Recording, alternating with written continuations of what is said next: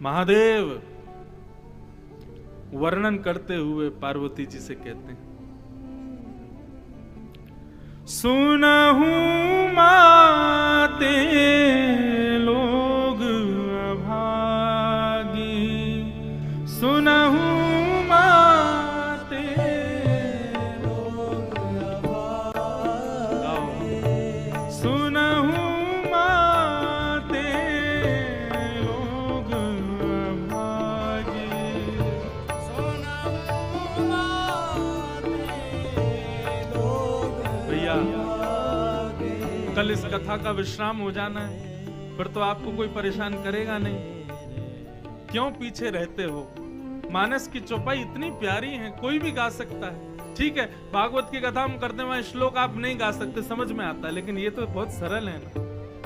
ऊंचे स्वर में भाव से गाओ ना, और कोई और नहीं, स्वयं सोमनाथ महादेव की वाणी गा रहे हैं। ओ सुनहु माते लोग अभागी, सुनहु माते लोग अभागी, हरि तज होहि विषय अनुरागी, हरि तज होहि विषय अनुरागी, हरि तज होहि विषय अनुरागी, हरि तज होहि विषय अनुरागी, पुनि सीतहि को जत दो भाई, पुनि सीतहि को जत दो भाई, चले विलोकत बन बहुताई, चले विलोकत बन बहुताई, ताहि दे गति राम उदारा, ताहि दे गति राम उदारा, ताहि दे गति राम उदारा, ताहि दे गति राम उदारा, सबरी के आश्रम पगधारा, सबरी के आश्रम पगधारा, सबरी के आश्रम पगधारा, सबरी के आश्रम पगधारा। बोलो भक्त वत्सल भगवान की जय। देवादिदेव महादेव श्री सोमनाथ भगवान क्या कह रहे हैं, ध्यान से सुनो। सुनहु उमाते लोग अभागी, हरि तज होई विषय अनुरागी। वो बहुत बड़े अभागे हैं पार्वती जी, जो हरि को छोड़ करके विषयों में आसक्त रहते हैं। केवल अपनी इंद्रियों को सुख देना ही जिनकी फर्स्ट प्रायोरिटी रहती है, जिनका प्रथम लक्ष्य ही यही होता है, जीव को अच्छा भोजन मिले, आंखों को अच्छा दिखे, कानों को अच्छा सुने, त्वचा को अच्छा गद्दा मिले, पहनने को अच्छी चप्पल मिले, पहनने को बढ़िया कपड़ा मिले। केवल अपने विषयों को, इंद्रियों को सुख देने की जिनकी प्रवृत्ति होती है पार्वती जी, वो सबसे बड़े अभागी लोग। लेकिन जो अपने इंद्रियों को कृष्ण रसामृत, राम रसामृत, राधा रसामृत, वृंदावन रसामृत पिलाते हैं, वो सबसे बड़े सौभाग्यशाली है। प्रत्येक इंद्रिय कृष्ण रस चंचरी को हो जाए तो समझो उसका भाग्य है। लेकिन जो केवल अपने विषयों के प्रति अनुराग करता है, सबसे बड़ा अभागी है। महादेव कह रहे हैं। कई लोग महादेव के नाम पर भांग, धतूरा और ना जाने दुनिया भर के विषयों को मुख से लगाते हैं और उसके प्रति प्रत्युत्तर क्या देते हैं? अरे हमारे महादेव, देवादिदेव महादेव भी तो करते हैं, महादेव ने विष भी रखा है गले में, तुम भी ले लो।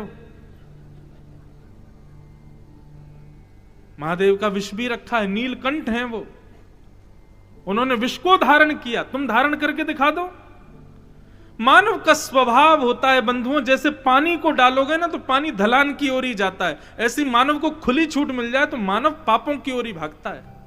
ये मानव का स्वभाव है।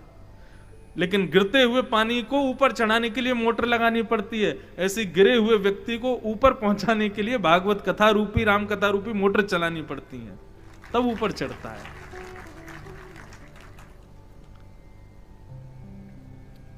हमारे महादेव ऐसे करते हैं, महादेव यूं करते हैं, महादेव ऐसा। अब कैलाश वहां पर केदारनाथ में भीड़ लगी है महाराज, विषय भोगी से संलप्त लोग वहां जाकर के महादेव का दर्शन करते हैं और फिर विषयों की कामनाएं पूरी करते हैं, वहां पर भी जाकर के विषय भोग कर रहे हैं। शायद हम भूल गए 2014 में जो प्रलय आया था, अरे तपस्वी हैं महादेव, उनको छेड़ो मत। उस समय तो केवल कुछ स्थानों को ही प्रभावित किया था।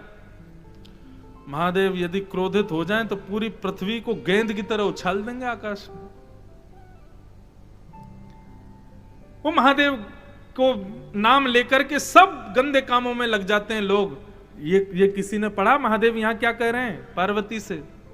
सुना हूं उमाते लोग अभागी, हरि तज होई विषय अनुरागी। जो विषय के प्रति आसक्त रहता है, जो संसार के भोग विलासों में आसक्त रहता है, हे पार्वती, वो सबसे बड़ा अभागा दुर्भाग्यशाली व्यक्ति है संसार का। लेकिन जो अपनी प्रत्येक इंद्रिय को राम के प्रति, कृष्ण के प्रति न्योछावर करता है, वो सबसे बड़ा सौभाग्यशाली है। आओ एक ऐसी ही भक्त की मैं तुम्हें कथा सुनाऊं। पुनि सीता ही खोजत द्वै भाई, दोनों भाई सीता जी को खोजते हुए चले विलोकत वन बहुताई, पूरे वन में विचरण कर रहे थे। तभी ताही दे गति राम उदारा, सबरी के आश्रम पगधारा। भगवान परम भक्तिमती, परम सौभाग्यमती श्री सबरी जी के यहां पर पधारे। आहा, सबरी देखी राम ग्रह आए, मुनि के वचन समझ जिय भाई। जैसे ही राम जी को आते देखा, सबरी को अपने गुरुदेव की बात याद आई। मतंग ऋषि जो अनुग्रह करके गए थे सबरी के ऊपर, सबरी तेरी सेवा से मैं इतना प्रसन्न हूं, तेरी गुरु निष्ठा, संत निष्ठा, वैष्णव निष्ठा से मैं इतना प्रसन्न हूं, मैं वचन दे करके जाता हूं, इस आश्रम को कभी मत छोड़ना। एक दिन जगत नियंता जगदाधार श्री राम तेरे यहां आएंगे। सबरी अपने पूर्व जन्म में एक राजकुमारी थी और एक श्रेष्ठ राजा के साथ में उनका विवाह हुआ। कुंभ का समय था, अपने राज परिवार के साथ सबरी, अपने पूर्व जन्म की कथा है सबरी के। कुंभ का समय था, प्रयागराज में अपने परिवार के साथ सबरी आई। इतने सारे संत वैष्णव भक्त वृंदों को देख करके उसका मन रूपी मयूर नाचने लगा। मैं अपनी कथा में कहता हूं और आज भी कहूं, आपको ठाकुर जी ने स्वीकार किया है, इसका प्रमाण यही है कि आप किसी भक्त को देख के प्रसन्न हो जाओ। गिरधर जब अपनों करी जाने, ताको मन भक्तन की सेवा, भक्त चरण रज सदा लुभाने। गिरधर जब अपनों करी जाने, ठाकुर जी जब अपनाते हैं तब हमारी मति, रति, आसक्ति सब भक्तों के प्रति हो जाती है। कई लोगों को मैंने देखा कथा भागवत में तो बढ़िया धोती बगलबंदी तिलक आदि लगा के, जैसे ही कथा पूरी हो तुरंत पैंट पहन लेते हैं, तुरंत अपना तिलक मिटा देते हैं, तुरंत अपना स्वरूप बदल देते हैं, केवल दक्षिणा के लिए, केवल स्वरूप के लिए, केवल किसी को बुरा लगे ऐसी बात नहीं, ये वास्तविकता है। केवल हमारे परिवार ने कथा कराई इसलिए हम ऐसे बन के जाएं, नहीं, अपना वास्तविक हर समय का स्वरूप ऐसे ही रखो। समाज में क्यों शर्म खाना इस स्वरूप में आने में? और यदि माफ कीजिए सबके सामने ऐसे रहने में शर्म आ रही है तो आपको ठाकुर जी स्वीकार नहीं कर रहे हैं। हर स्थिति में भक्त वेश में रहो, हर स्थिति में वैष्णव वेश में रहो। जिस देश में, जिस वेश में, परदेश में रहो, राधा रमण, राधा रमण, राधा रमण कहो। हर स्थिति में राधा रमण के हो, इसी भाव में रहो। हमारे परम पूजनीय श्री मलुकपीठ वाले महाराज जी तो कहते हैं, भैया रात में भी मुंह धो के मत सो कि तिलक मिट जाए, तिलक लगा के सो रात में भी। क्यों? अरे क्या पता यमराज का समय ले जाने का 2 बजे का हो रात में, और 2 बजे यमराज लेने आए, उस समय देखो अरे भैया तिलक लगा के सो रहा है, तो मानो यमराज भी प्रणाम करके जाए, कोई भक्त है अभी इसको नरक मत लेके जाओ। हर स्थिति में मैं राम जी का हूं, मैं राधा रमन जी का हूं, उसी भेष में रहो, उसी भाव में रहो। सबके सामने प्रदर्शन के लिए आ जाते हैं तो ये सबसे बड़ा पाखंड है, ये ढोंग है। हर स्थिति में ऐसे रहो।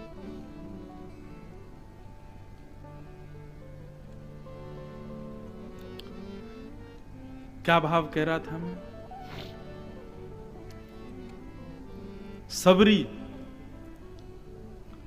पूर्व जन्म की राजकुमारी थी, प्रयागराज गई और वहां जाकर के जब संतों को देखा तो सबरी का मन रूपी मयूर नाचने लगा, आनंदित हो गए।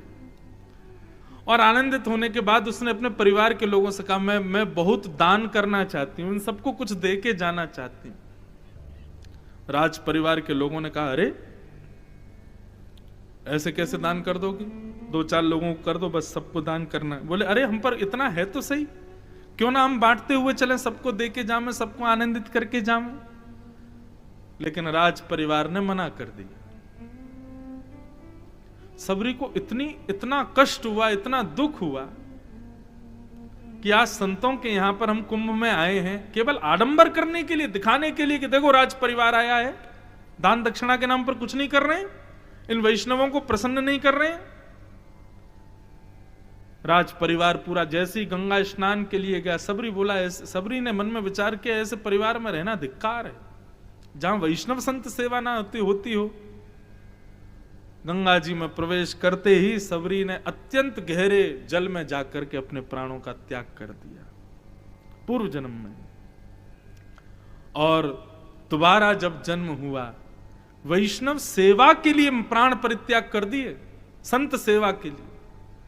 और जब पुनर्जन्म हुआ तब एक कोल भीलों के राजा के यहां पर उनका जन्म हुआ। बन के कोल भीलों के यहाँ, राजाओं के यहाँ उनका जन्म हुआ, धीरे धीरे बड़ी हुई, तब भी वैष्णव स्थिति थी उनकी। अंते या मति सा गति, अंत में मरते समय हमारी जैसी मति होती है, जैसी बुद्धि होती है, मन में जो चल रहा होता है, अगला जन्म में भी वही मिलता है। वैष्णव सेवा उनका परम लक्ष्य था, संत सेवा, साधु सेवा, इसके भाव से ही उन्होंने प्राण त्याग किए। तो अगला जन्म उनको मिला कोल भीलों के यहाँ, लेकिन फिर भी मन में यही भाव था कि संत सेवा करनी। जैसे ही थोड़ी युवा अवस्था प्रारंभ हुई, सबरी का ब्याह किया गया और बारात के स्वागत में उनके पिताजी ने, कोल भीलों के राजा थे, असंख्य बकरों का सर धड़ से अलग कर दिया बारात के स्वागत में।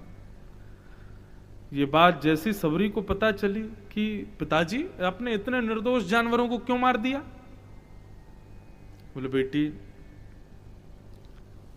हम लोग कोल भील हैं, इससे हमारा उत्सव बनता है, उत्साह पूर्ण होता है। भाई लोग में चर्चे बनते, अरे कितने जानवर मारे उसके ब्याह में, इतने मरे, तब होती है बात, अरे हाँ वाह वाह भाई बहुत बढ़िया। जैसे हमारे उत्तर प्रदेश के कई इलाके ऐसे हैं, वहां पे कितनी बंदूक चलाई, उससे पता चलता है कि ब्याह कितना अच्छा हुआ। आप लोग भी अनुभव किए होंगे। अब शहरों में तो नहीं होता, लेकिन कई जगह ऐसी हैं, उत्तर प्रदेश में भी और बिहार में भी, और कई हमारे पूर्वांचल पूर्व की तरफ जाओगे तो वहां पर दिखावे कोई ब्याह समझते हैं। कितनी बंदूक वो गोली चलाई, उससे पता चलता ब्याह कितना बढ़िया हुआ। अरे कहने को तो ये होना चाहिए, उसके ब्याह में कितने वैष्णव आए, कितने संत आए, कितने महापुरुष पधारे, कितने कितने वैष्णवों ने, कितने तीर्थ पुरोहितों ने आकर के आशीर्वाद दिया वर वधू को, तो समझो ब्याह बढ़िया हुआ। बंदूक चलाने से क्या होता है? सबरी बोली पिताजी ये उचित नहीं था, आपने इतनी जीव हिंसा कर दी। बोले तू चुप रहे, तू नहीं जानती, हमारे यहां का रीति रिवाज है। अभी कहीं मेरा एक इंटरव्यू हुआ तो वहां पर मैंने एक अर्थ किया हिंदू शब्द का, और अर्थ क्या था? हिंसया दूयते हृदयम यस्य स हिंदू।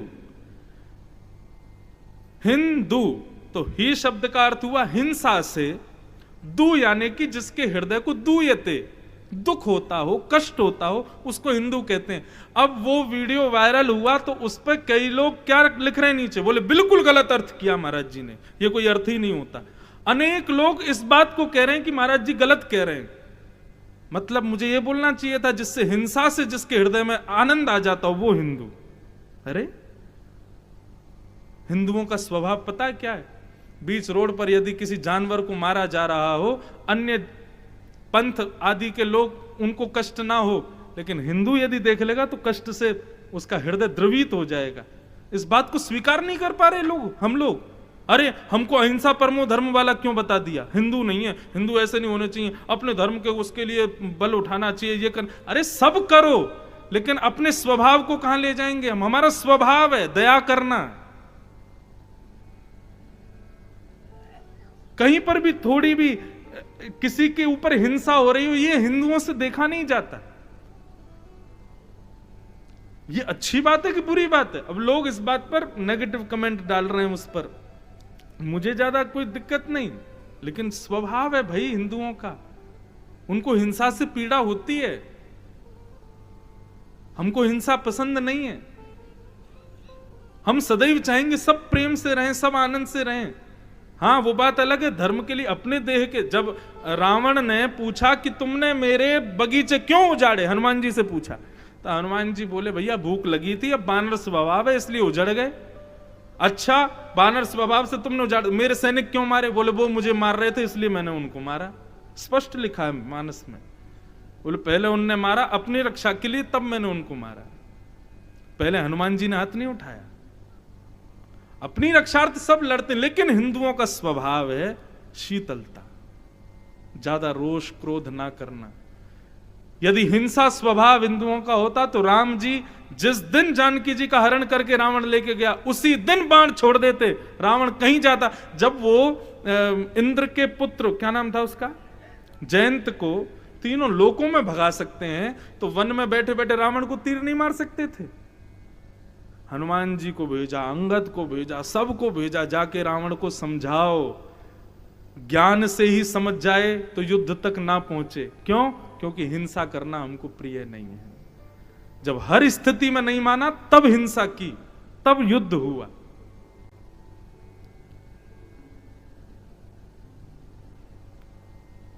सबरी ने कहा यह हिंसा ठीक नहीं की पिताजी आपने। बोले तू चुप रहे, तू नहीं जानती है, ऐसे ही किया जाता है। सबरी ने मन में विचार किया, मैं इस जन्म को नहीं गवा सकती ऐसे परिवार में रह करके, और अपने ब्याह वाले दिन ही अर्धरात्रि में सबरी घर छोड़ करके चली गई वन में। वन में जाकर के कितने दिन तक पेड़ों पर रही, फल खा करके रही, विचरण करती रही, नदी के जल से अपनी प्यास बुझाती। तभी मतंग ऋषि का आश्रम दिखाई दिया। सबरी ने भीतर प्रवेश नहीं किया, एकांत में रहती थी, और जैसे ही पूरे दिन तो दर्शन करती थी छुप करके संतों का, रात्रि में संत प्रसादी आदि पाकर के उस प्रसादी के जो उच्छिष्ट रहता था उसको जीव जंतुओं के लिए एक तरफ रख देते थे, सबरी वहीं जाकर के उच्छिष्ट संतों का पा लेती थी। और रात्रि में जब सब संत सो जाते थे तब आश्रम में जाकर के झाड़ू लगाना, सब व्यवस्थित कर देना। उसको सब पता था कौन से महात्मा कब हवन करते हैं, कहाँ जाते हैं, संध्योपासन करते, सबकी व्यवस्था करती थी छुप करके। सबके बर्तन रख देना, यहाँ पर अग्नि की व्यवस्था कर देना, लकड़ी काट करके ले आना, तुलसी पत्र पुष्प आदि सब जाके व्यवस्था कर देना। और जैसे ही ब्रह्म मुहूर्त होता, संतों के उठने का समय, सबरी तुरंत भाग जाती पेड़ के ऊपर कहीं जाकर के वहां से दर्शन करती। संत महात्मा कहते भैया ये कौन करके जाता है, इतनी साफ सफाई, ये लकड़ियों की व्यवस्था, पुष्प तुलसी आदि कौन करके जाता है। 2-4 दिन तक तो आश्चर्य करते रहे, लेकिन एक दिन मतंग ऋषि बोले कि ये कोई संत हृदय प्रेमी ही करता होगा। आज मैं सोने का नाटक करूंगा, सोऊंगा नहीं, और रात्रि में देखूंगा कौन करता है। रात्रि में जैसे ही सब सोए और जैसे ही सबरी ने प्रवेश किया, आकर के सब सेवा आदि करने लगी, झाड़ू पोंछा, बर्तन सब लगा दिए, सब लकड़ियां ला के रख दी, पुष्प आदि सब कर दिए। इतने में मतंग ऋषि उठ करके आ गए। कौन हो तुम? सुन करके भाव विचलित हो गई, चरणों में गिर गई, रोने लगी, महाराज मुझे क्षमा कर दें। और अपना पूरा वृत्तांत बताया कि मैं कैसे गृह त्याग करके आई हूं, पर मैं क्या करूं, मेरा स्वभाव है, संत ऋषि महात्मा इन सब की सेवा में मुझे सुख लगता है। मतंग ऋषि बोले कहां रहती हो तुम? वृक्ष के ऊपर। मतंग ऋषि के नेत्र सजल हो गए। बोले देवी तुम्हारी सेवा से मैं बहुत प्रसन्न हूं। वैसे तो हम सन्यास धर्म में हैं, पर फिर भी मैं तुमको अपनी पुत्री रूप में स्वीकार करता हूं। और एक कुटिया बना करके उनको दे दी। कई संतों ने विरोध किया इस बात का, लेकिन मतंग ऋषि जानते थे ये परम पवित्र है, इसका हृदय अत्यंत पवित्र है। बंधुओं, हृदय पवित्र होता ही सेवा से है। मैं आपको सत्य बताऊं, आप सब जानते हैं कि हमारा हृदय कैसा है। भले ही दुनिया के आगे आप कितना भी दिखाओ कि आप बहुत सरल हो, बहुत सहज हो, बहुत अच्छे हो, बहुत बढ़िया हो, बहुत नीके हो, लेकिन अंदर ही अंदर सब जानते हैं कि हम में कितनी कमियां हैं। और सब चाहते भी हैं कि वो कमी हमारी ठीक हो। ऐसा नहीं है संसार का कोई व्यक्ति ना चाहे, सब चाहते हैं। क्या करें? संतों की सेवा करो, संतों को प्रणाम करो। भगवान की सेवा से मति भले ही सुधर जाए, लेकिन जो मति की दूषितताएं हैं उनको जितना जल्दी संत सेवा शुद्ध कर देगी, उतनी जल्दी भगवत सेवा शुद्ध नहीं कर पाएगी। एक प्रकार से ये समझ लो, जैसे चेहरे पर ग्लो लाने के लिए एक से एक साबुन होते हैं। आप साबुन की दुकान पर गए, जाकर बोले भैया बढ़िया वाला साबुन दो। बोले कैसा वाला दूं? 10 रुपए का, 50 का, 100 का, 500 का, 150 का, कौन सा वाला चाहिए बताओ? साबुन 10 रुपए वाला भी है, साबुन 500 वाला भी है, लेकिन 10 रुपए वाले साबुन में क्या है? बोले हो सकता है खाल वाल फट जाए, साफ तो होगा लेकिन वो निखार नहीं आएगा। और 500 रुपए वाले साबुन बोले अरे एक बार लगाओगे 2 दिन तक महकता रहेगा, ये ग्लो निकल के आएगा, लाल गाल हो जाएंगे तुम्हारे, धन होगा तो वही ले लोगे। ठीक वैसे भैया भगवत सेवा और भक्त सेवा, कान पकड़ के बोलूं, भगवत सेवा तो 10 रुपए वाला साबुन है और भक्त सेवा 500 रुपए वाला साबुन है। यदि भक्त सेवा करोगे निखार जल्दी आएगा, क्योंकि एक एक गुण पर आप स्वीकार करेंगे मेरी बात। भगवत सेवा में सब प्राप्त होता है लेकिन दीनता नहीं प्राप्त होती। लेकिन जब आप किसी अन्य भक्त की सेवा करते हो तो आप दीन हो जाते हो, आप झुकना सीख जाते हो, आप दीन वत्सल हो जाते हो, और दीनता ही पवित्र करती है। सबरी अत्यंत पवित्रा है, मतंग ऋषि ने उसको स्थान दिया। अनेक दिनों तक अपने गुरु की सेवा करती रही। एक दिन अत्यंत वृद्ध अवस्था हो गई और जैसे ही प्राण निकलने लगे, मतंग ऋषि की सेवा करने लगी सबरी। तब मतंग ऋषि ने सबरी का हाथ पकड़ा और कहा, तुम्हारी सेवा से मैं बहुत प्रसन्न हूं, तुम्हारी सेवा से मैं इतना आनंदित हूं। देवी बिटिया, मैं तुझे आशीर्वाद देता हूं, तेरी सेवा का फल यह मिलेगा कि साक्षात श्रीमन नारायण जब राम रूप धारण करके आएंगे, अपनी पत्नी को खोजते हुए जब वो वन में विचरण करेंगे, तब एक संत के तपस्या के बल पर तुझे पर यह कृपा होगी कि श्री राम जी तेरे ऊपर अनुग्रह करने के लिए यहां आएंगे। बस तू इस आश्रम को कभी छोड़ना मत। और ऐसा कहकर के मतंग ऋषि वहां से प्रस्थान कर गए। तब से रोज इत्र छिड़कती है, गंगा जल का छिड़काव करती है और गोबर को लीपती है, रोज फल तोड़ तोड़ करके लाती है, ला करके एक पात्र में रखती है और प्रतीक्षा करती है कि मेरे राम जी आ रहे होंगे, मेरे रघुनाथ जी आ रहे होंगे। सब लोग इधर देखो, कथा सुनो, मेरे राम जी आ रहे होंगे। और रात्रि में जैसे ही राघव नहीं आते तो समस्त फलों को भाव से ही ठाकुर जी को अर्पित कर देती। बोले आप कहीं व्यस्त होंगे, अभी आए नहीं होंगे, अभी क्या पता, अभी कोई क्रम बना नहीं होगा, लेकिन मेरे गुरु के वचन पर मुझे अटल विश्वास है आप जरूर पधारेंगे नाथ। कितने वर्ष प्रतीक्षा करी इसका कोई आंकड़ा नहीं है। सैकड़ों वर्षों तक सबरी ने प्रतीक्षा की भगवान की, और रोज उसी उत्साह से व्यवस्था करती है कि राम जी आ रहे होंगे। झाड़ू लगा के आती है मार्ग में, कभी उस पर इत्र छिड़क करके आती है, कभी कोई नया मार्ग दिख जाता तो 2-3 नए मार्गों को एक साथ साफ करती, क्या पता कहां से आ जाए। पूरे भवन को दीपावली की तरह रोज सजाती है। हम तो साल में एक ही बार सजाते हैं राम जी आ रहे होंगे, लेकिन उसकी तो रोज की दीपावली थी सबरी की। रोज नाचती, रोज नई नई व्यवस्थाएं करती, आज राम जी आएंगे, आज राम जी आएंगे, आज राम जी आएंगे। उसका उत्साह देखो। और आज गुरु आज्ञा परिपूर्ण हुई, जैसे ही देखा नीलमणि की कांति, अपने जटाओं को ही जिन्होंने मुकुट बना रखा है, ऐसे कमल नयन भगवान धनुष बाण हाथ में लिए अनुज के साथ चलते हुए सबरी के यहां आ रहे। आहा,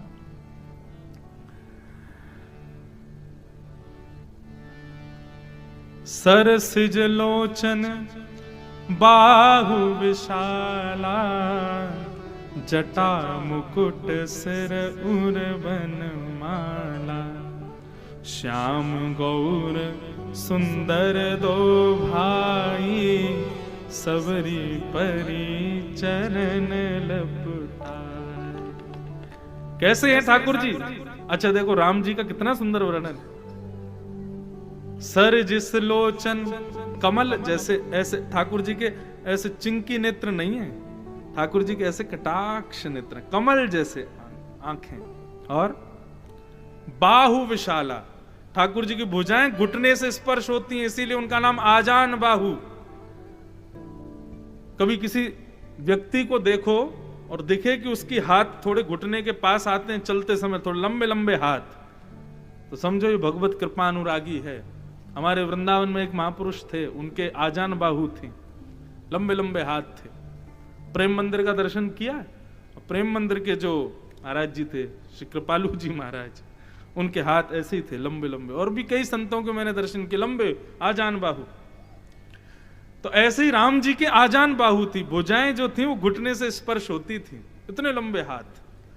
तो सरसिज नैन, सरसिज लोचन बाहु विशाला, सबरी देख रही है, जटा मुकुट सिर उर्वन माला, श्याम गौर सुंदर दो भाई, सबरी परन चरण लपटा।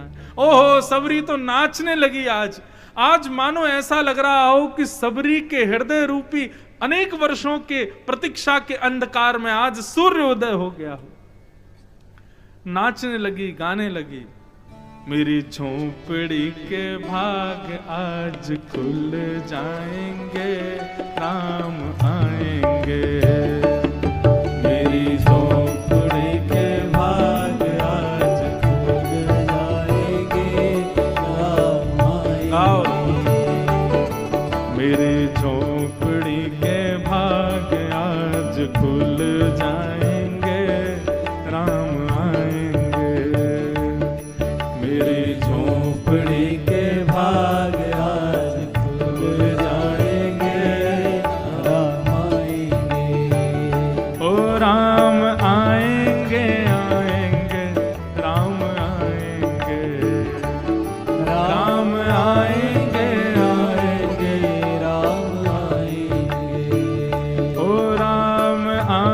आएंगे आएंगे राम आएंगे, राम आएंगे आएंगे राम आओ। मेरी झोंपड़ी के भाग आज खुल जाएंगे राम आएंगे, मेरी झोंपड़ी के भाग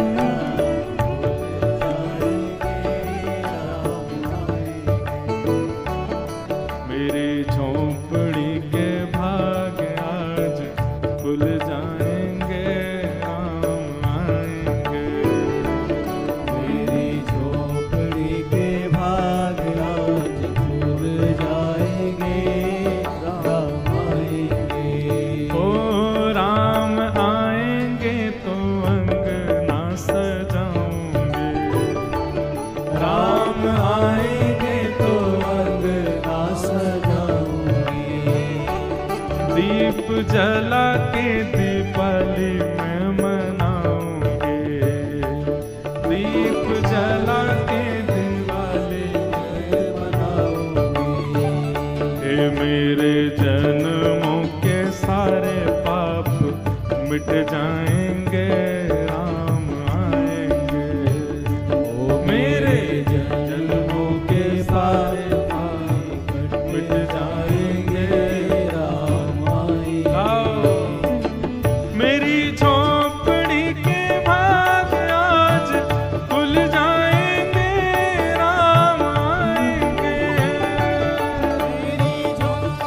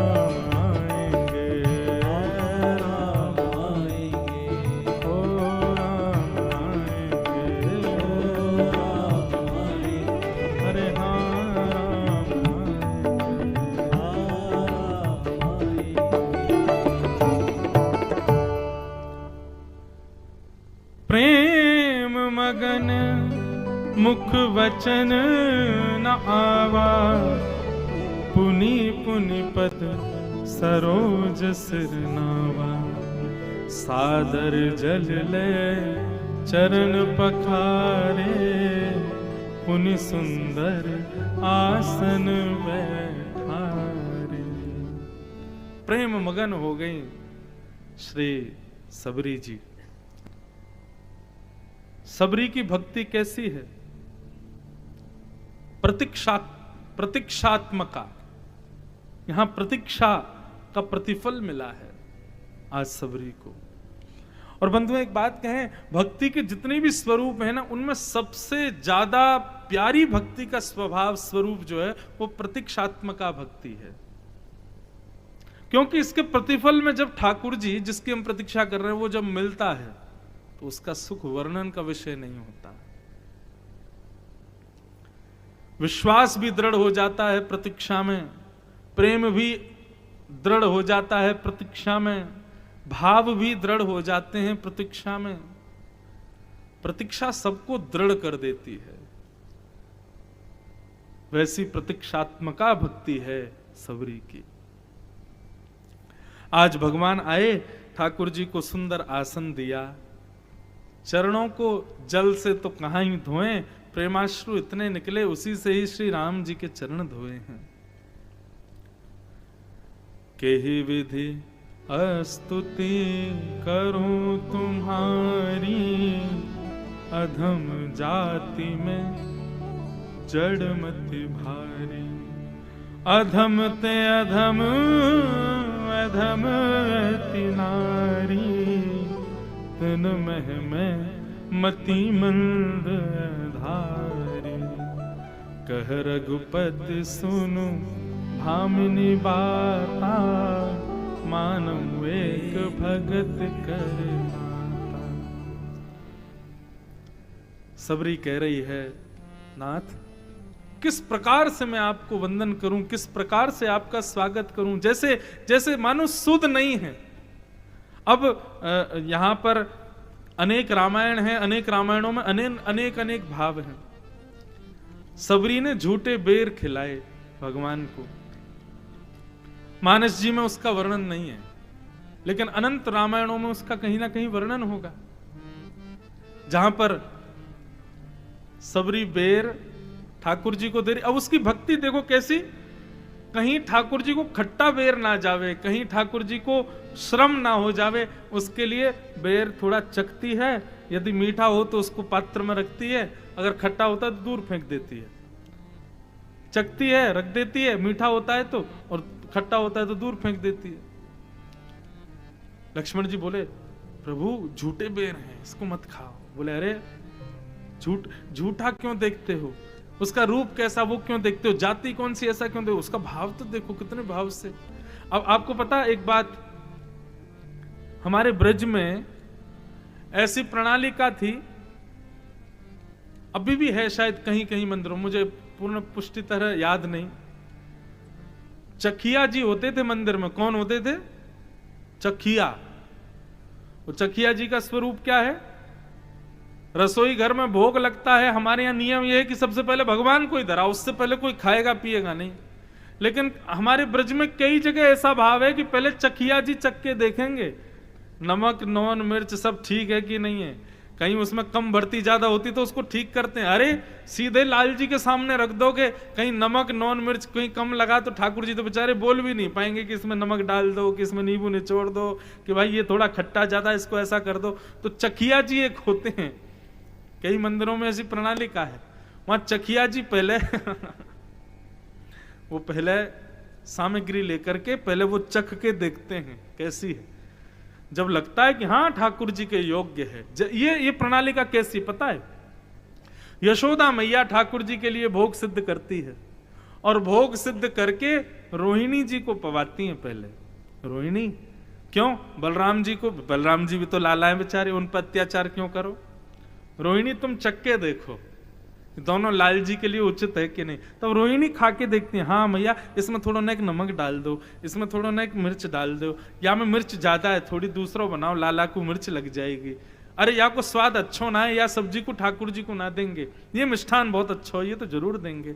इस प्रकार भोग में योग्य वस्तु ढूंढकर तब उनको देते। आप लोग मत करना कहीं घर जाके ऐसा, कहीं बनाते बनाते चाट लो। महाराज जी कह रहे थे चखिया बन जाओ, ठाकुर जी को पधराने से पहले ही आप चाट के देख लो, कहीं चख के देख लो। जहां भाव इतना दृढ़ है वहां ये संभव है, और जहां इस स्थिति के भाव नहीं है वहां पे भैया करना मत, ठाकुर जी का भोग उच्छिष्ट हो जाएगा, पाप अपराध अलग से लगेगा। तो जहां स्थिति ऐसी पहुंच गई हो वहां संभव है। हमारे ब्रज में सब संभव है, सब जगह संभव नहीं है। तो मानो वही सबरी का भाव यहां चखिया का ही है। ठाकुर जी को ज्यादा कसेला, ज्यादा खट्टा बेर क्यों दें, इसलिए चक्कर के देख रही है। राम जी पामे, आहा बहुत मीठा, बहुत मीठा। लक्ष्मण तुम भी पा। लक्ष्मण जी देखें, मुख पे ऐसा इशारा करें कि खा रहे हैं, लेकिन उठा करके ऐसे पीछे फेंक दो, हम नहीं खाएंगे। हाँ झूठा खिला रही है, हम कैसे खा लें। लेकिन राम जी का स्वभाव तो बड़ा निर्मल है, पा रहे हैं। संत जन वर्णन करते हैं लक्ष्मण जी ने जितने बेर नहीं खाए पीछे पीछे फेंक दी ना झूठे समझ के, वही पर्वत पर जाकर के वो बूटी बन गए जिससे लक्ष्मण जी की प्राण रक्षा हुई। सबरी के झूठे बेर ही वो संजीवनी बूटी बने जिससे लक्ष्मण जी के प्राण बचे। बाद में ये जब राम राज्य प्रारंभ हो गया तब एक दिन लक्ष्मण जी को राम जी ने पकड़ के बैठा, बोले इधर आओ, तुमने सबरी का एक भी बेर नहीं खाया था ना, मुझे दिखा रहे थे बस कि खा रहा हूं। अब भगवान, अब आपके सामने क्या कहूं, वो झूठा कर रही थी इसलिए मेरा मन नहीं मानना था। बोले अच्छा, हम भी तो खा रहे थे, तो तुमको संकोच क्यों हो रहा था। और भगवान क्षमा करो गलती। बोले एक बात बताएं, ये जो संजीवनी बूटी हनुमान जी लेकर के आए जिससे तुम्हारी प्राण रक्षा हुई ना, ये संजीवनी बूटी वही सब बेरों से उत्पन्न हुई बूटियां और जड़ी बूटियां थी जो सबरी की तुमने पीछे फेंक दी थी। शेष हैं, लक्ष्मण जी हैं, यूं थोड़ी यूं फेंक दी पीछे गिर जाए। साक्षात शेषावतार फेंके होंगे, हिमालय भी गए होंगे वो सीधे, और वही बूटी बन करके लक्ष्मण जी की प्राण रक्षार्थ आई। भाव को प्रधान रखो, भाव प्राधान्य है। आज सबरी कह रही है कही विधि स्तुति करूं तुम्हारी, अधम जाति में जड़ मति भारी। मैं जड़ बुद्धि हूं नाथ, अधम जाति में मेरा जन्म हुआ, मैं कैसे आपकी स्तुति करूं, मुझे समझ नहीं आ रहा है। और अधम ते अधम अधम अति नारी, तिन मह में मति मंद अधारी। अधम से अधम तो मैं हुई, और अधम नारियों से भी ज्यादा अधम हूं नाथ में, और उसमें भी ये जड़ बुद्धि है मेरे पास, मति मंद हूं मैं। कैसे आप मुझे स्वीकार करोगे नाथ, मुझे समझ नहीं आ रहा। एक पंक्ति है, नफरत है जिनसे तुम्हें सदा, उन्हीं अब गुणों में मैं हूं बधा। हे नाथ, जिन जिन वस्तुओं से आपको नफरत है वो सारे अवगुण मेरे अंदर हैं। नफरत है जिनसे तुम्हें सदा, उन्हीं अवगुणों में मैं हूं बधा, उन्हीं अवगुणों में मैं हूं बधा। है कुटिलता है, कपट भी है, छल भी है और अभिमान है।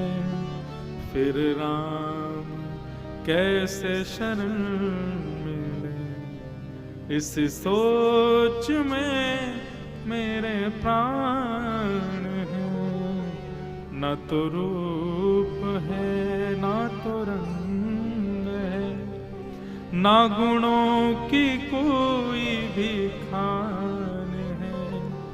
फिर राम कैसे शरण मिले, इस सोच में मेरे प्राण हैं। ना तो हम रूपवान है, ना कोई गुण हमारे अंदर है, ना कोई योग्यता हम में ऐसी ऐसी दिखाई देती है जिससे कि नाथ आप हमको स्वीकार करो। विचार करना बंधु, कभी एकांत में बैठ करके, अब कल तो चले जाना है तो क्या करो, समुद्र किनारे जाके बैठना और खुद से पूछना, क्या मैं वास्तव में योग्य हूं ठाकुर जी के? कोई गुण मेरे अंदर ऐसा है जिससे ठाकुर जी मुझे स्वीकार करें? एक भी नहीं है बंधु। मैं व्यासपीठ पर बैठा हूं, मैं अपने लिए ही कह रहा हूं, आप लोगों की तो बहुत दूर की बात नहीं है। हम लोग इतने गुणवान कैसे मिल जाएंगे ठाकुर जी? सबरी की स्थिति देखो, सामने राम जी बैठे तब भी कह रही है मैं बहुत अधम हूं नाथ, मैं कैसे आपका गुणगान गाऊं, कैसे आपको प्रणाम करूं, कैसे आपकी सेवा करूं, मुझे नहीं पता। तब राम जी कहते हैं, कह रघुपति सुन भामिनी बाता, मानौ एक भगति करनाता। हे भामिनी, हे सुंदरी, हे सबरी, कौन किस जाति में जन्मा है, कैसी बुद्धि है, कैसा स्वरूप है, कैसे विचार हैं, कैसे भाव हैं, इनसे मेरा कोई मतलब नहीं है। पर मैं संबंध केवल एक ही नाते से बनाता हूं कि वो भक्त है कि नहीं, उसके अंदर भक्ति है कि नहीं। केवल मुझे एक भक्ति ही प्रिय है। प्रहलाद जी श्रीमद् भागवत में कहते हैं, न दानम न तपोनिज्य न शौच्यम न व्रतानि च प्रियते मलया भक्त्या हरिरन्यत विडंबनम। आप बहुत दान करो और आपको लगे कि महादेव मुझसे खुश हो रहे होंगे, मैं इतना दान करता हूं, कभी खुश नहीं होते। न दानम न तप, आप कोई हिमालय पर जाकर घर परिवार छोड़ के तप करने लग जाओ, सोचो महादेव खुश हो रहे होंगे, राम जी खुश हो रहे होंगे, कोई प्रसन्नता की बात नहीं, वो उससे प्रसन्न नहीं होते। यज्ञ यानी कि यज्ञ, बहुत यज्ञ करने से राम जी खुश होते होंगे, नहीं। न शौच्यम, बहुत पवित्र रहने से, दिन में 3 बार नहाते हैं, सुबह उठते ही नहाते हैं, फिर मध्याह्न में भी नहाते हैं, रात में सोने से पहले भी नहाते, इतना पवित्रता रखोगे राम जी खुश हो जाएंगे? कभी नहीं होंगे। और अंतिम बताया, न व्रतानि च, 30 दिन के महीने में 20 दिन आप व्रती व्रत करो, मंगलवार का व्रत, सोमवार का व्रत, एकादशी का व्रत, प्रदोष का व्रत, इसका व्रत, उसका व्रत, सोचो ठाकुर जी खुश हो जाएं? नहीं होंगे। न व्रतानि च। प्रहलाद जी कहते हैं, केवल प्रियते अमलया भक्तिया, निर्मल भक्ति यदि आपके अंदर है तो श्याम सुंदर प्रसन्न हो जाएंगे, श्याम सुंदर आनंदित हो जाएंगे। आप कहोगे महाराज जी आपने तो एक लाइन से व्रत, नियम, उपासना आदि सबको गलत बता दिया, तीर्थों में दान करना उसको भी आप गलत बता रहे हो, व्रतों को भी गलत बता रहे हो, यज्ञों को भी गलत बता रहे हो, केवल अमल भक्ति सर्वश्रेष्ठ बता रहे हो। भैया मैं इसका उदाहरण ऐसे देता हूं, मुझे बहुत तेज भूख लगी, आपने कहा महाराज जी आज शाम का भोजन कथा के बाद मेरे घर, कथा में वैसी बहुत भूख लगाती है बोल बोल के, कथा के बाद मैं आपके यहाँ आया, मैंने भैया बहुत जोर की भूख लगी, जल्दी भोजन दो। आप बोले जी महाराज जी चांदी की थाली, ये लो चांदी कटोरी में पनीर की सब्जी, आलू की सब्जी, बैंगन की सब्जी, ये सब्जी वो सब्जी, और सब्जियों से ही पूरी थाली भर दी मेरी। मैंने भैया रोटी, रोटी नहीं बनवाई महाराज जी, हमने बस सब्जी बनवाई है। मैं कहूंगा यार तुमने तो बहुत बुरा किया हमारे संग, इतनी भूख लगी तुमने केवल सब्जी खवा रहे हो। अत्यंत भूख लगने पर अनंत प्रकार की सब्जियां दे दो, क्या भूख मिटेगी? लेकिन अत्यंत भूख लगने पर कोई सब्जी ना हो, आप कहो महाराज सब्जी तो सब बच्चे खा गए, हम पे केवल रोटी और नमक है, आप कहो तो दे दें, पेट भरेगा कि नहीं भरेगा? भर जाएगा। ठीक वैसे ही बंधुओं, जितने भी साधन हैं, चाहे वो व्रत है, नियम है, उपासना है, तपस्या है, गंगा स्नान, यमुना स्नान, नदियों का स्नान, समुद्र स्नान, यज्ञ, हवन और अभिषेक आदि, जितने भी कर्म कांड आदि और जितने भी दान पुण्य आदि ये सब हैं, ये सब सब्जियां हैं। सब्जी सब्जी सब्जी सब्जी ठाकुर जी को दोगे उसमें सुख नहीं, लेकिन एकांत में बैठ करके प्रेम लक्षणा भक्ति प्रकट करोगे, नेत्रों से 2 अश्रु बहा करके, हे राम मैं बस आपका हूं और आप मेरे हो, ऐसी भक्ति रूपी रोटी दोगे राम जी का, तब पेट भरेगा। हाँ, अब संतोष हुआ, अब संतुष्टि हुई है। जाति पाति कुल धर्म बड़ाई, धन बल परिजन गुण चतुराई, भगतिहीन नर सोहई कैसे। स्वयं राम जी कह रहे हैं, भगतिहीन नर सोहई कैसे, बिन जल बारिद देखे जैसे। जैसे बिना जल का बादल कैसा लगता है, उसको देखने में सुख थोड़ी मिलता है, लेकिन वही सांवला सांवला बादल भारी भरकम बन करके आ रहा हो, देख करके हृदय रूपी मयूर नाचने, अब बरसेगा, ठंडक कर देगा, हरियाली छा जाएगी। ठीक मां जैसे बिना भक्ति के मानव मेरे सामने आता, कर्मकांडी है, अत्यंत विद्वान है, सारे गुण उसके अंदर, भक्ति नहीं है, प्रेम भक्ति नहीं है, तो मुझे वो वैसा ही लगता है जैसे बिना पानी का बादल। लेकिन कोई गुण नहीं है, प्रेम लक्षणा भक्ति है, उसको देख करके अति आनंदित मैं हो जाता हूं। अपना परिचय दे रहे हैं भगवान श्री राम की मुझे कैसे भक्त प्रिय है, प्रेम भक्ति से युक्त। सबरी तुम इस बात की चिंता क्यों करती हो, कैसे कुल खानदान या कैसी जाति की हो, तुम्हारे अंदर ये प्रेम है, ये मुझे प्रिय है। और तब भगवान श्री राम ने यहां नवदा भक्ति का प्रवचन किया। सबरी 9 प्रकार की भक्ति हैं, इनमें से एक भी यदि व्यक्ति के अंदर आ जाए तो मुझे वो प्रिय है। और कौन कौन सी नवदा भक्ति भगवान श्री राम बता रहे हैं। नवदा भगति कहूं तो ही पाही, सावधान सुन धरु मन माही। अच्छा, भागवत की नवदा भक्ति अलग है और रामायण जी की नवदा भक्ति अलग है, मानस जी की। आप कहोगे दोनों अलग क्यों है, अंत में बताऊंगा अलग क्यों है, पहले सुनो। प्रथम भगति तन कर संगा, दूसर रति मम कथा प्रसंगा। सबरी प्रथम भक्ति क्या है, संतों का संग, वैष्णवों का संग, भक्तों का संग। और उनके संग क्या करना है, बस उनके संग रहो। भक्त वैष्णव संतों के संग रहोगे, सांसारिक चर्चाएं होंगी नहीं, वैष्णव चर्चा होगी, भगवत चर्चा होगी, मेरी गुणानवादी होंगे। धीरे धीरे उनके संग रहने से तुम्हारी कथा में रति होगी। आपको पता है मेरी कथाओं में एक नियम है मेरा, अब यहां तो राम कथा थी इसलिए पढ़ने में ही पूरे दिन निकल गए, नहीं तो भागवत होती है तो मैं सुबह सुबह खेलने जाता हूं। और हम सब, हमारे जितने भी गंधर्व जन, ब्राह्मण, विप्रजन सब जाते हैं। हम एक आध दिन तो अकेले जाते हैं, 2 दिन हमको अकेला खेलते देख जो कथा करवा रहे हैं ना उनके बच्चे कहते हैं महाराज जी हम भी चले, चलो।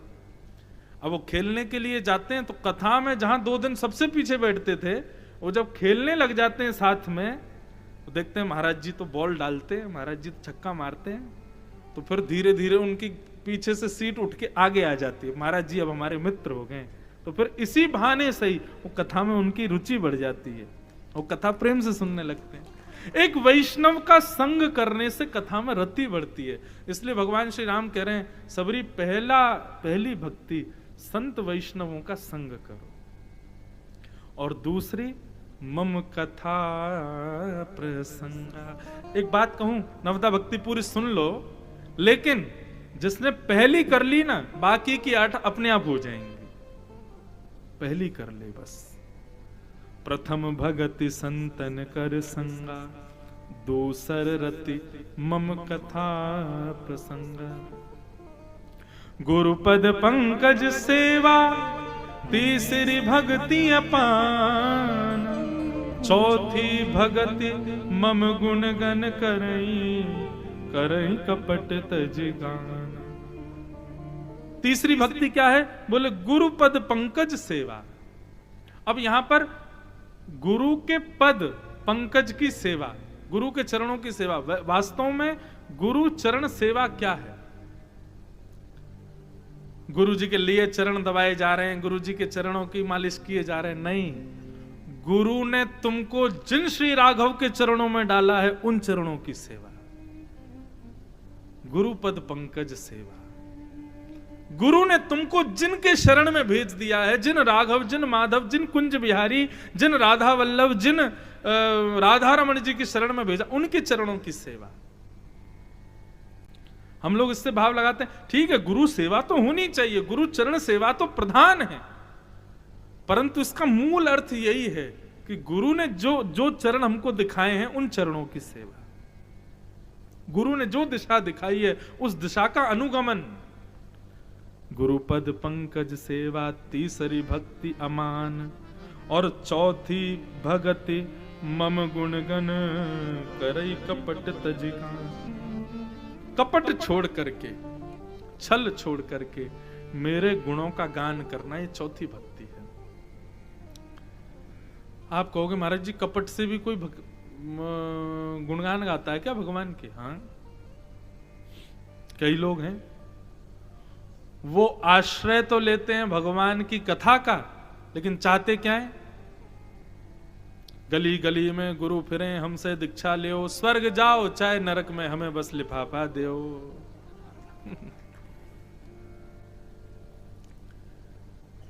कई भगवत चर्चा करने वालों का एक ही लक्ष्य होता है, एक नहीं अनेक लक्ष्य होते हैं।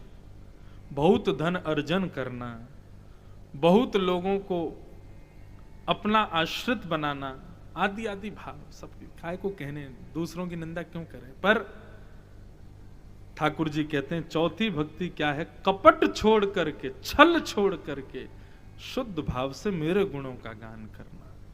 अच्छा, इसमें एक और बात है, कई बार क्या होता है कि हमारे मन में रति आ जाती है, रति मतलब आसक्ति आ जाती है। और आसक्ति कैसी? अवधेश जी कथा करा रहे हैं, सौरभ जी कथा करा रहे हैं, इनके परिवार को ही ज्यादा अच्छा आशीर्वाद देना है, उनके परिवार से ही बढ़िया मिलना, बाकी सबन से हमें क्या मतलब। ऐसा नहीं, सब सम है मेरे लिए, सब समान है।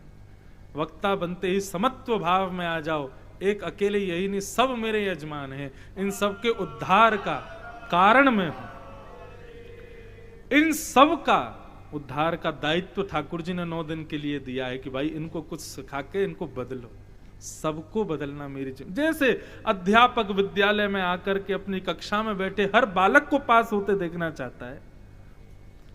2-4 बच्चे फेल हो जाएं तो अध्यापक को कितना कष्ट होता, क्यों हो गए भैया फेल, मैंने तो पढ़ाने में कोई कसर नहीं छोड़ी, तुम क्यों फेल हो गए।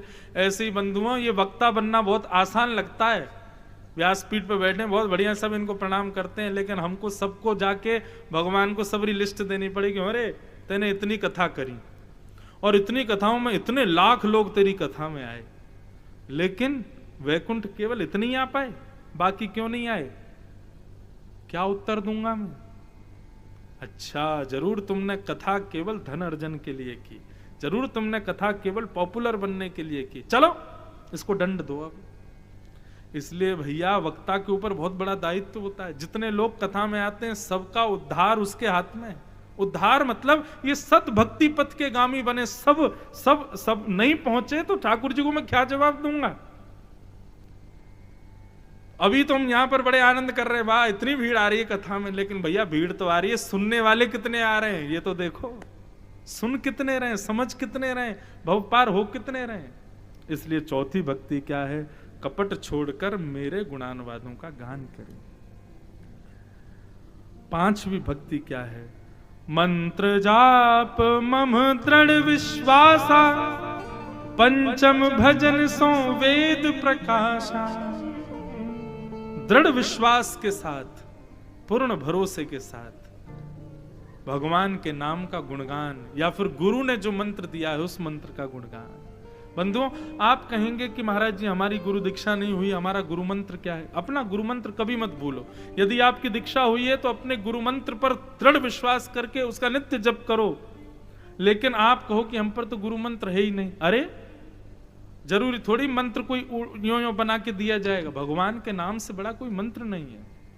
आज हमने प्रारंभ कथा में जो कीर्तन गाया, महादेव सतत जपत मंत्र नाम नाम, निराधार को आधार एक राम नाम।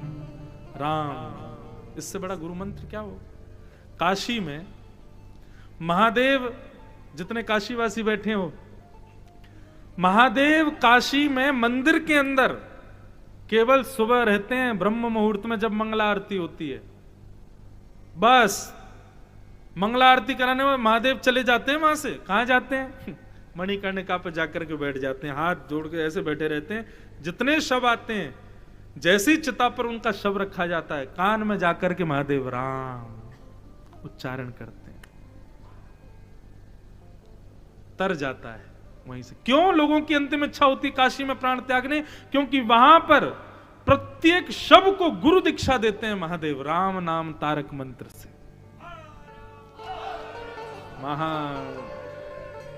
आप सब काशी वाले हैं, आपको क्या बताना, लेकिन लाइव जा रहा है, कई लोग बाहर से भी, उनको तो पता चले। काशी की जो आकृति है ना, वो ऐसे अर्धचंद्राकार। अगर आप ऊपर से कभी देखोगे तो गंगा जी का तट देखने में आपको लगेगा इस प्रकार अर्धचंद्र, या फिर उसको कहो धनुष। धनुष की आकृति में काशी है, इस प्रकार से चंद्र रूप में गंगा जी वहां से जाती हैं, और बिल्कुल उस चंद्र आकार, धनुष आकार के बिल्कुल मध्य में बैठे हैं विश्वनाथ भगवान। और जहां विश्वनाथ बैठे वहीं पर मणिकर्णिका घाट है। और वहां पर जब व्यक्ति जाता है अंतिम संस्कार के लिए, तो धनुष के मध्य में कौन गया? व्यक्ति रूपी बाण, और गंगा रूपी प्रत्यंचा खींच करके राम नाम मुख में बोल करके तार देते हैं महादेव। वो है काशी। तो ऐसी काशी में तो राम नाम ही सबसे बड़ा गुरु मंत्र है। तो भगवान कह रहे हैं, मंत्र जाप मम दृढ़ विश्वास, मुझ में दृढ़ विश्वास करके। बंधुओं, मंत्र शब्द नहीं है, मंत्र साक्षात राम है। ये नाम साक्षात राम। एक संत कह रहे थे, हम जब राम बोलते हैं तो हमारी जीव कौशल्या बन जाती है, हम जब कृष्ण बोलते हैं तो हमारी जीव यशोदा बन जाती है। क्यों? क्योंकि नाम नहीं, कृष्ण ही प्रत्यक्ष प्रकट हो रहे हैं। कृष्ण बोलते ही, राम बोलते ही राम ही प्रकट हो रहे हैं। और राम और कृष्ण को प्रकट कौशल्या और यशोदा ही कर सकती है, हमारी जीव में सामर्थ्य नहीं। विश्वास के साथ मेरे नाम को गाओ, ये पांचवी भक्ति है। और छठवीं भक्ति क्या है? छठ दमशील विरत बहु कर्मा, निरत निरंतर सज्जन धर्मा। शीलता और अच्छा स्वभाव, ये सातवीं भक्ति, छठवीं भक्ति। अब ये शील और शुद्ध स्वभाव, निष्कपट स्वभाव, ये सब संतों के संग रह के, तो मैंने पहले ही कह दिया है, पहली भक्ति आपने कर ली, बाकी सब अपने आप हो जाएंगे। ये छठवीं भक्ति है। कभी किसी का बुरा मत चाहो, किसी के साथ छल मत करो, किसी के साथ बुरा मत करो। इंद्रियों पर निग्रह करो, अपनी इंद्रियों की इच्छाओं को दबाओ। बंधुओं, इंद्रिय निग्रह करने वाला भी भक्त है, जो अपनी इंद्रियों को जीते। आपको सत्य बताएं, यहां तो कुर्सी पर बैठे हो आप लोग, लेकिन कहीं की कथा होती नीचे बैठना पड़ता है, एक आसन पर बैठना। एक आसन पर 4 घंटे बैठ के कथा सुनना, यह भी इंद्रिय निग्रह करने वाले का ही लक्षण है। जो बार बार मचले, बार बार उठे, बार बार जावे, समझो इंद्रिय निग्रह नहीं है उसका। इंद्रियां वशीकृत नहीं है, इंद्रियों के अधीन है। लेकिन एक दट होकर के कथा श्रवण करे तो समझो इसकी इंद्रियां निग्रहित हैं, इंद्रियां इसके वश में हैं। ये चाहे तो जीव को जीत सकता है, आंखों को जीत सकता है, त्वचा को जीत सकता है। इंद्रिय निग्रह, ये छठवीं भक्ति। और इंद्रिय निग्रह करोगे तो अपने आप आपका स्वभाव जो है वो शील हो जाएगा, शांत हो जाएगा। और सातवीं भक्ति क्या है? सातव मम सातव सम मोहि मैं जग देखा, मोते संत अधिक करि लेखा। सातवीं भक्ति क्या है? सब जगह मैं हूं ऐसा विश्वास हृदय में रखो, सब में मैं हूं ये विश्वास प्रकट करो। एक बात आती है, हमारे प्रेम जी एक दिन बता रहे थे कि महाराज जी, जब राम जी ने मन में विचार किया कि भैया, वो भरत जी ने प्रस्ताव रखा कि आप चले जाओ वापस, मैं रह जाता हूं वन में, तो वशिष्ठ जी आदि सबने स्वीकार किया, बोले भाई देखो भरत सही कह रहा है, ये काम कर सकते हैं। राम जी आप वापस चलो, आप अयोध्या के राजपाट संभालो, आपकी जगह भरत 14 वर्ष पिता की दूसरी आज्ञा का पालन करेगा। तो धीरे से राम जी गुरु जी के कान में बोले, ये रह तो लेगा वन में, इसमें कोई कमी नहीं है, लेकिन जब रावण को मारने का समय आएगा तो भरत मार नहीं पाएगा। अरे आप कैसे संदेह कर सकते हो, भरत है उसका नाम, आपके समान बलशाली है। बोले मेरे समान बलशाली तो बहुत है, लेकिन ये सब में मुझको देखता है, कहीं रावण में मुझको देख के उसको प्रणाम करने लग गया तो, और कहीं उसको प्रणाम करने लगे, रावण कैसे मरेगा नाथ। इसलिए भरत क्या है, इसकी समदृष्टि है, ये सब जगह मुझे देखता है। कहीं ये रावण के किसी गुण पर रीझ गया और उसको नाम जपने लगा, उसको प्रणाम करने, रावण मरेगा नहीं, इसलिए भरत को वापस भेजो। बहुत सुंदर भाव। लेकिन ठाकुर जी कह रहे हैं ये मेरी भक्ति का स्वभाव है। क्या? सम मोह मैं जग देखा, सब जगह मुझे देखो, मैं। हमारी भागवत जी में वर्णन भगवान करते हैं उत्तम भक्त का लक्षण क्या है, बोले जब संसार में रहे तो सब में मुझको देखे, लेकिन जब मेरे सामने आ जाए तब सबको मुझ में देखे। समझ में आई बात? जब सबके बीच में रहे, माता पिता भाई बंधु पत्नी बच्चे, तो सब में मुझको देखे। पत्नी में भी भगवान है, बच्चों में भी भगवान है, पिता में भी भगवान, मां में भी भगवान, सब में भगवान। लेकिन जब मेरे सामने आवे तो यही मेरे माँ है, यही पिता है, यही पत्नी, यही बच्चे, यही बंधु, यही सखा, यही सब कुछ है। उस समय सुध भूल जाए कि सब हैं साथ, यही सब कुछ है मेरे, सब में मुझको देखे। और फिर अगली बात क्या कहते हैं, बहुत सुंदर, मोते संत अधिक कर लेखा। और मैं सामने खड़ा हूं, मुझ में सबको देख रहे हो, लेकिन तभी कोई संत आ जाए तो मुझे छोड़ के उनको प्रणाम करो, उनमें मुझको देखो। ये सातवीं भक्ति है, सबरी। सबरी को भगवान ज्ञान उपदेश कर रहे हैं। और आठवीं भक्ति क्या है? आठव जथा लाभ संतोषा, सपने हूं नहीं देख पर दोषा। आठवीं भक्ति क्या है? स्वप्न में भी पराये दोषों को न देखना। इसका मतलब क्या होता है? हमारे अंदर एक स्वभाव होता है, हम सब में अवगुण जल्दी खोज लेते हैं, गुण नहीं खोज पाते। एक बार मैं कहीं कथा करने गया तो 3-4 दिन तक एक बालक कथा सुनता रहा, और ऊपर आके कथा में मेरे से कमरे में बोला, आप कथा तो ठीक ठाक करते हो महाराज जी, बार बार बाल क्यों छेड़ते रहते हो अपने? मैंने कि तेरे को वहां पे भी अवगुणी दिख गया। अरे मैंने हवा चल रही, कूलर आ रहा, बाल आ रहे, इसलिए छेड़ रहा था। मानव का स्वभाव है, वो बहुत जल्दी अवगुण देखता है।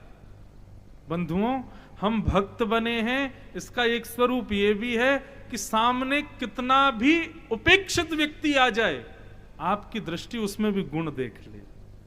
इसमें गुण क्या है, इसमें योग्यता क्या है। स्वप्न में भी किसी का दोष न देखना, ये मेरी आठवीं भक्ति है। किसी के प्रति भी दोष ना देखो। और नौवीं भक्ति बताते हुए कह रहे हैं, नवव सरल सब सन छलहीना, मम भरोष ही हर्ष न दीना। नव महु एक जिनके होए, नारी पुरुष सचराचर कोई। भगवान कह रहे हैं नौवीं भक्ति क्या है? सरल होना, दीन होना। कभी अपने आप को योग्य मत मानो। कोई योग्यता आपसे बन भी जाए फिर भी नीचे झुक करके, नहीं मेरी योग्यता थी नहीं, मैं इस लायक था ही नहीं। सदैव खुद को, एक प्रकार से भाषा थोड़ी गलत लग सकती है, लेकिन ना लायक समझना, मैं किसी योग्य नहीं। सरल बन के रहो, सहज, मेरी योग्यता नहीं, मैं ये नहीं कर सकता था, सब नाथ की कृपा। इस प्रकार मैया ये 9 भक्ति हैं। जो व्यक्ति इन 9 भक्तियों में से किसी भी एक भक्ति में भी रहता है तो उस पर मेरी बड़ी कृपा होती है। नर नारी कोई भी हो, मम दर्शन फल परम अनुपा, जीव पावन निज सहज स्वरूपा। मम दर्शन फल परम अनुपा, जीव पावन निज सहज स्वरूपा। मम दर्शन फल परम अनुपा, जीव पावन निज सहज स्वरूपा। मम दर्शन फल परम अनुपा, जीव पावन निज सहज स्वरूपा। मेरे दर्शन का परम अनूप फल यही है कि जीव अपने सहज स्वरूप को प्राप्त हो जाए। कथा सुनने के बाद भी सहज नहीं हुआ, सरल नहीं हुआ, उसकी दूषितताएं नष्ट नहीं हुई, समझो अभी उसने कथा नहीं सुनी। बंधुओं, कल कथा का विश्राम है। परसों से यदि बदलाव नहीं दिखे, भाई 9 दिन पहले बहुत ज्यादा क्रोध आता था, अब भी वही क्रोध आ रहा है, व्यास जी को फोन करो, एक और कथा बुक करो, फिर से सुनेंगे। अगली कथा कायम वहां भी आएंगे। अभी जब तक हमारा क्रोध कम नहीं होगा तब तक। क्यों? क्रोध कम होना ये इस बात का प्रतीक है कि कथा, आपने कथा सुनी ऐसा नहीं, कथा ने आपको स्वीकार किया। कथा तो सब सुन रहे हैं, सब महादेव को देख रहे हैं, लेकिन महादेव किसको देख रहे हैं? महादेव की दृष्टि जिस पर पड़ेगी, राम जी की दृष्टि जिस पर पड़ेगी, कथा की दृष्टि जिस पर पड़ गई, वो सहज हो जाएगा, सरल हो जाएगा, अपने दुर्गुणों से मुक्त हो जाएगा। धीरे धीरे बदलाव, परिवर्तन उसके हृदय में आने लगेगा। यही मेरे दर्शन और कथा सुनने का फल है सबरी, कि व्यक्ति अपने सहज स्वभाव में आ जाए, अपनी दूषितताओं का त्याग कर दे। यदि वो कथा सुनने के बाद भी वैसा ही है जैसा पहले था, तो उसने कथा नहीं सुनी, उसने केवल समय व्यर्थ किया वहां जाकर के। मेरे दर्शन करने के बाद भी वो वैसा ही रहा जैसा आते समय था, तो समझो उसने दर्शन नहीं किया है, केवल पाषाण देख करके चला गया है। मेरी भक्ति के फल हैं सबरी, मैं तुम्हारी भक्ति से बहुत प्रसन्न हूं। यदि एक भी भाव किसी के अंदर प्रकट हो जाए तो वो मेरी सहज प्राप्ति कर लेता है। कहीं कथा सकल विलोक हरि मुख, हृदय पद पंकज धरे। कहीं कथा सकल विलोक हरि मुख, हृदय पद पंकज धरे। तजी जोग पावक दे, हरि पद लीन भई जई नहीं फिरे।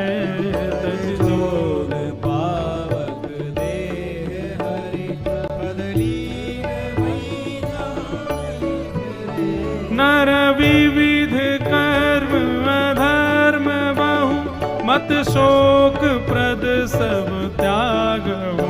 नर विविध कर्म अधर्म बहु, मत शोक प्रद सब त्यागहु।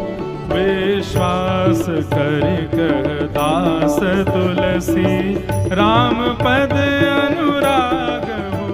विश्वास करि कह दास तुलसी, राम पद विश्वास करि कह दास तुलसी, राम पद अनुराग हो। विश्वास करि कह दास तुलसी, राम पद अनुराग। बोलो भक्त वत्सल भगवान की जय।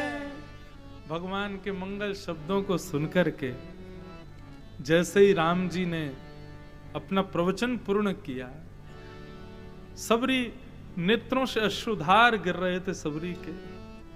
भगवान ने अनुग्रह किया, कृपा की।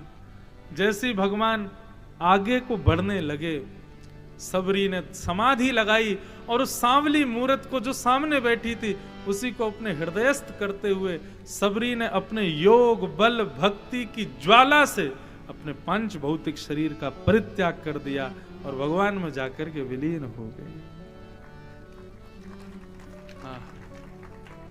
मेरी दृष्टि में जो मैं कथा कहता हूं ना, कुछ भक्तों को मैंने चुना है जिनका अंत मुझे अति प्रिय लगता है, जिसमें पहले नंबर पर आते हैं भीष्म पितामह, दूसरे नंबर पर आते तो नंबर तो कोई नहीं, सब समान ही है, लेकिन फिर भी दूसरे नंबर पर भक्त वृत्रासुर भागवत में। वृत्रासुर की कथा बहुत सुंदर है, कभी भागवत सुनेंगे तो सुनाएंगे। और तीसरे नंबर पे भले ही देखो आप नाम सुन के चौंक जाओ, लेकिन मुझे बहुत अच्छा लगा, बाली। उसने अंतिम समय में भगवान ने उसको कहा चल मैं तेरे प्राण तुझे वापस करता हूं। बाली बोला नहीं, जन्म जन्म मुनि जतन कराई, अंतराम कहीं आवत नहीं। लोग जीवन भर तपस्या करते हैं, आप दिखते नहीं हो, आपका नाम मुख पे नहीं आता। मेरे को बहुत बड़ा सौभाग्य, आप मेरे साथ अब भी प्राण लो, मेरे अभी निकालो। ये बहुत बढ़िया संयोग मिला है कि आप मेरे सामने खड़े। मुझे बहुत अच्छा लगा उसका भाव। और अभी सबरी, भगवान के मुख से कथा सुनकर के सबरी ने भगवान के श्री चरणों में ही अपने प्राणों का परित्याग कर दिया।